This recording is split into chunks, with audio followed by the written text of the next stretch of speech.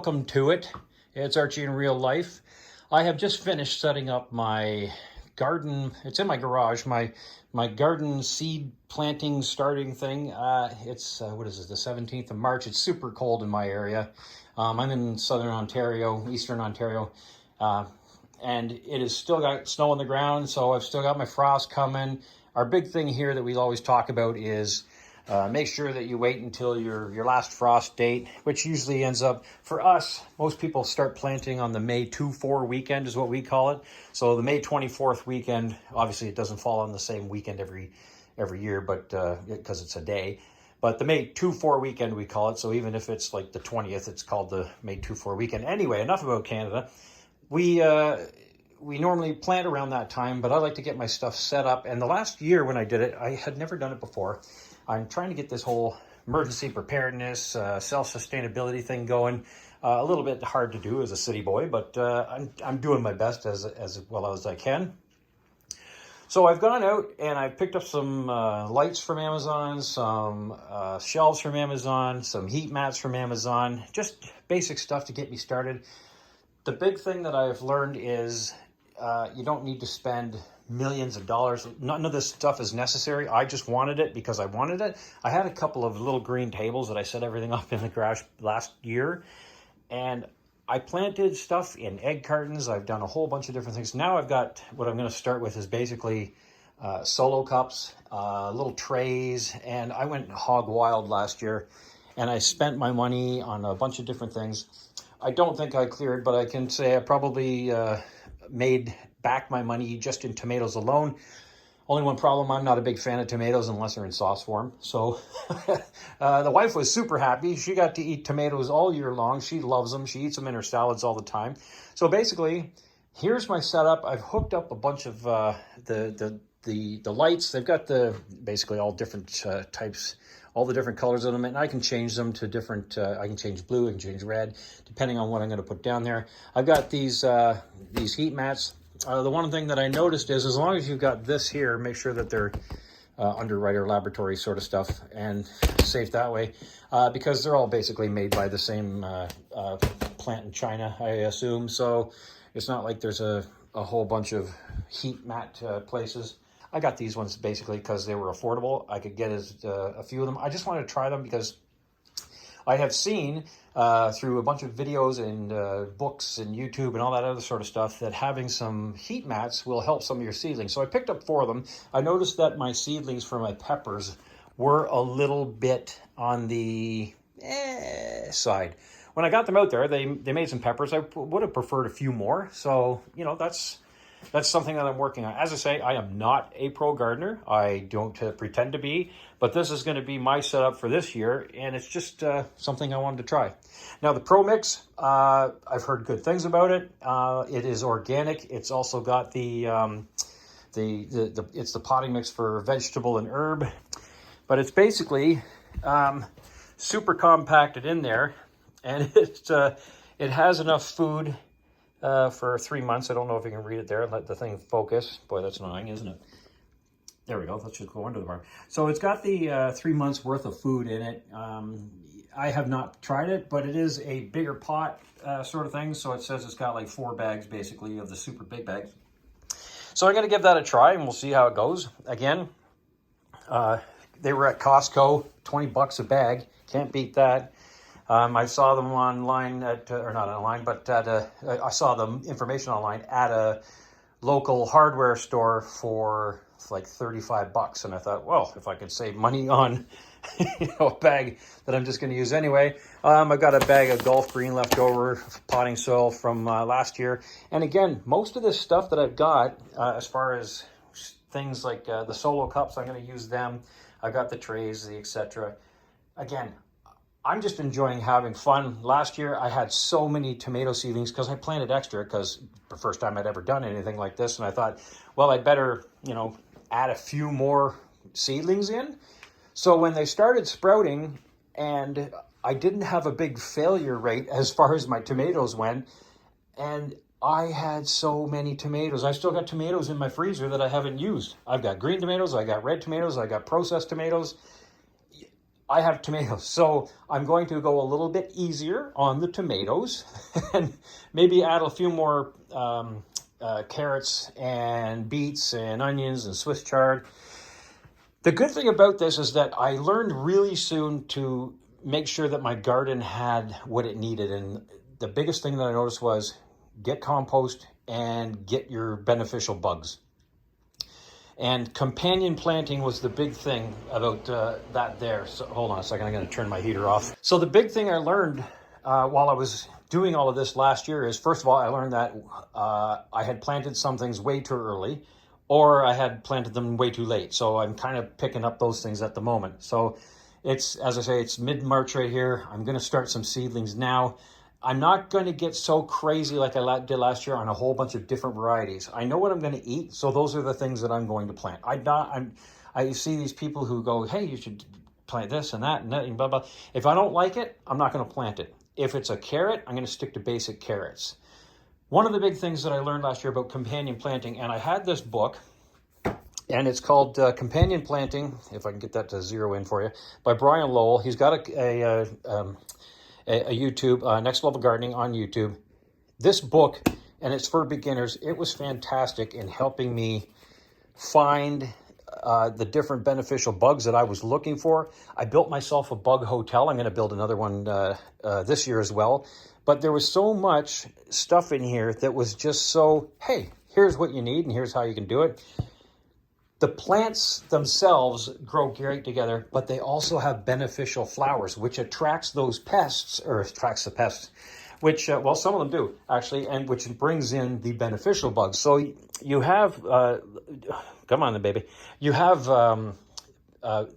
animals that will help you control the pests. You got bats and birds and the other insects that will take care of these sort of things. So having this book to explain to me, hey, you know what? Marigolds grow great with blah, blah, blah, blah, blah. Or the other case was other things will grow great with them as well. So when you are able to put flowers with other plants, so tomato and basil, everybody talks about that combination. For me, I had also put out nasturtiums, and nasturtiums were, first of all, you can eat nasturtiums, which I thought was pretty cool. There's a whole bunch of different things that you can do with different flowers and different plant combinations. And when you companion plant, I was surprised at how few pests I had. I had a couple of aphids on one of my plants out there. But one of the big things they said was, don't lose your mind unless you got an infestation. Just let them be, because the beneficial bugs are going to come and take care of that. The birds are going to come. They're going to take care of that. The other insects are going to come and they're going to take care of that. So I just let it be. I had a couple of squash bugs in the flowers of my squash plant. Didn't panic. I killed a couple of them, let them be for the rest of the way, and everything seemed to work out great. Now the squash got eaten by freaking rats that I had here, so thankfully I have a Korean Jindo dog, Shiba Inu mix, and she loves mutilating rats apparently and showing them to me and saying, hey, here you go. So anyway, Gracie takes care of the rats for the most part, except for when they get into the compost. So I got a trap in there, nice and humane, quick, and don't have to worry about it. I'm not using flour and baking soda. That just seems cruel to me. So just a quick snap of the neck for the rat trap there, and I'm good on that. So the companion planting really helped me out last year. I had squash. My corn didn't do anything. I'm not going to try corn again.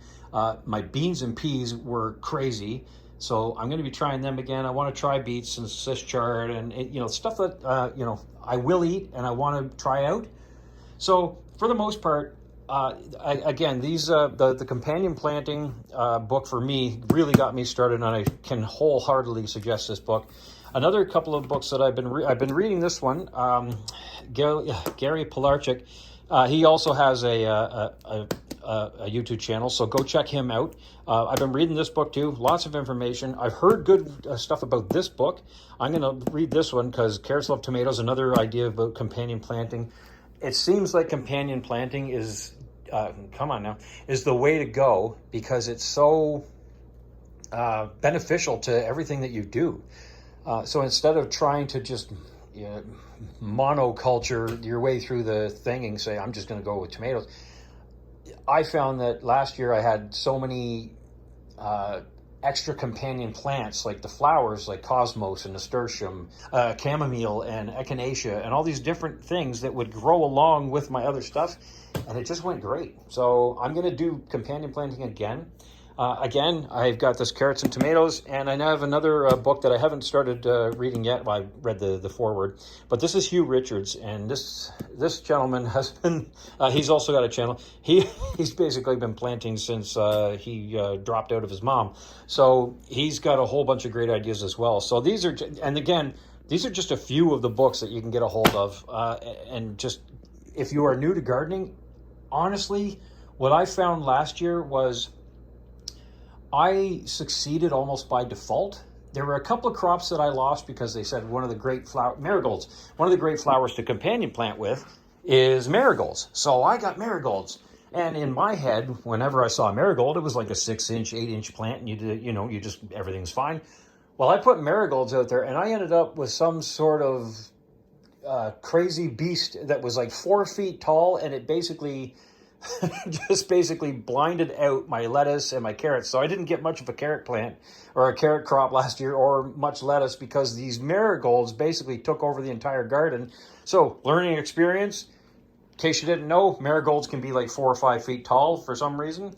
And just the fantastic different colors of all the different flowers just adds to it. So I'm going to keep a dedicated area just for flowers to attract the pollinators.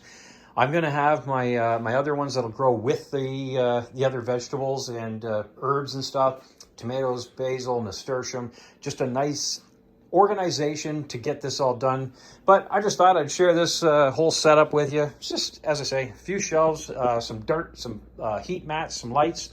And again, if you don't know and you're afraid of it, or you're scared to fail or anything like that, plants just want to grow.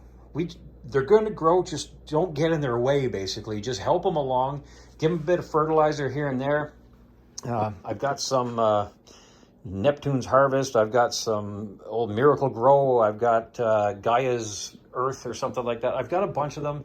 And again, if you just help them along, it's just a helping hand. The plants want to grow, so just help them grow. Water them, give them a bit of food, give them a little warmth, give them a little treatment, pick out the weeds around them, trim them off when they need to. And it was, for me, I'm an old fatty. I'm just like a 54-year-old man, and I just barely want to get up off my butt half the time. But I thought this could be something that I might actually enjoy. And the thing that I'm looking forward to is when those little seeds just start popping up out of the dirt. It's such a cool thing to go, oh, my babies is here. So to see that, I'm looking forward to that again this season. And again, so much thanks for the information that comes from these books and from all those videos that I watch on YouTube. It's crazy. Millennial Gardener, James Prigioni, he's from New Jersey. He's got a whole bunch of great ideas. But if you get a chance, just go on YouTube, watch a whole bunch of gardening videos, and just, again, these books are fantastic, especially this one here, which is so easy to read. Cosmos, and which ones attract. Alyssum, something to Alyssum, that's what it is. So I was amazed at all the different things that I was able to accomplish last year, and I'm just hoping that I go from there. Anyway, just wanted to share that with you. Again, if you're thinking about gardening, you might want to do it because, peppers are like $6 now, and, everything is just going up. The supply chain is crumbling around us. So again, just be aware, get yourself prepared, whether that's gardening or whether that's making sure you got first aid kits or extra food in your pantry, that sort of stuff. So just take care of yourself, take care of each other, and get yourself prepared, because you never know what's going to happen. I'm sure people in California didn't expect to have 12 feet of snow on their roof, and I'm sure they didn't expect to have to walk out into a field and start stamping "help us" in the snow. So wherever you may be, try to get yourself going on whatever it is that you want to do for your emergency preparedness, or just a little more self-sufficient. Self-sufficient me, he's another great guy to go check out on YouTube. There's so many of them. Gardner Scott. Just people that have given me tons of information, and once you sift through it all, as I say, I had a pretty good harvest last year, and one of the biggest things was it was helping me with my stress and my anger management, and it was just leveling me out. So I had a great time doing it, even though it is a lot more work than this chubby old bugger has ever done. So yeah, grab yourself some information, whether it be books, whether it be videos, whether it be whatever it is that you need to do on the online or at the library. Get yourself a little tiny setup, even if you've got like just a balcony. City Prepping is another channel who's got some stuff about gardening. He's got a good vibe on what's going on too, and he's got some apartment ideas. So anyway, that's all I wanted to discuss with you today. So I hope you have a great time today. Enjoy yourself, enjoy life. This is Archie in real life. Go have fun in real life.